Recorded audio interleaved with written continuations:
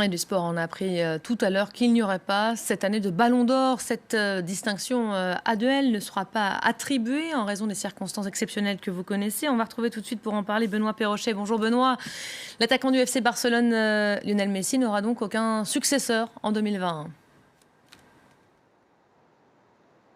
Oui, c'est tout à fait unique dans la longue histoire du Ballon d'Or. Depuis 1956, la plus haute distinction individuelle du football avait été remise chaque année. Ça ne sera donc pas le cas en 2020.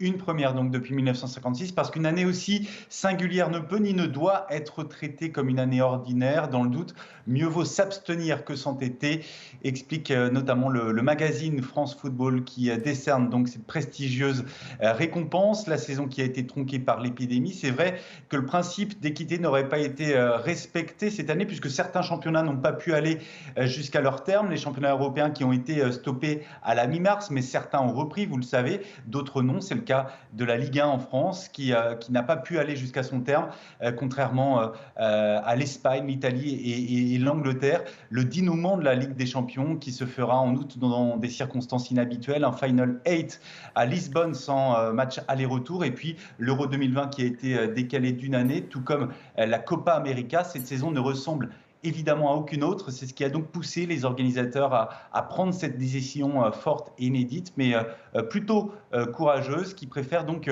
les organisateurs une entorse à leur longue histoire qu'une grosse cicatrice. Pas de successeur donc cette année à Lionel Messi chez les hommes et à Megan Rapinoe chez les femmes. Et oui, parce que le Ballon d'Or est aussi attribué, merci de rectifier, aux femmes. Merci beaucoup Benoît Perrochet. On vous retrouve évidemment dans nos prochaines éditions. C'est la fin.